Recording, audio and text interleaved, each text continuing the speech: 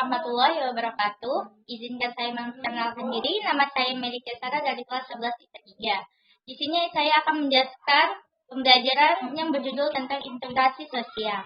Sebelum memulai materi, saya ingin mengucapkan sebuah pantun, yaitu Gubernur butuh aspirasi, masyarakat kecil butuh solusi. Izinkan saya presentasi, semoga dapat memberi esensi. Integrasi sosial adalah proses penyesuaian unsur-unsur yang berbeda dalam masyarakat sehingga menjadi satu kesatuan. Unsur-unsur yang berbeda tersebut dapat meliputi perbedaan sosial, ras, etnik, agama, bahasa, kebiasaan, sistem, nilai, dan norma. Dalam integrasi sosial terdapat 3 bentuk. Yang pertama, integrasi normatif. Dapat dilakukan sebagai bentuk integrasi yang terjadi akibat adanya norma-norma yang berlaku di masyarakat. Yang kedua, integrasi fungsional. Terbentuk karena adanya fungsi-fungsi tertentu dalam masyarakat dengan mengedepankan fungsi dari masing-masing pihak yang ada dalam sebuah masyarakat. Yang ketiga, integrasi koleksi.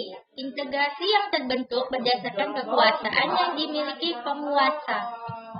Proses integrasi sosial yaitu dapat melalui berbagai proses, yaitu ada 6. Yang pertama, proses interaksi merupakan proses paling awal untuk membangun satu kerjasama. Yang kedua, proses identifikasi merupakan masing-masing pihak dapat menerima dan memahami keberadaan pihak lain seutuhnya. Yang ketiga, kerjasama. Menurut Charles, mengatakan bahwa mereka mempunyai kepentingan yang sama. Yang keempat, proses akomodasi merupakan suatu cara untuk menyelesaikan pertentangan tanpa menghancurkan pihak lawan. Yang kelima, proses asimilasi merupakan satu proses sosial dalam taraf yang ditandai dengan adanya usaha-usaha mengurangi perbedaan-perbedaan yang terdapat antara perorangan atau kelompok. Yang keenam, proses integrasi merupakan proses penyesuaian antar unsur masyarakat yang berbeda hingga membentuk suatu keserasian fungsi dalam kehidupan.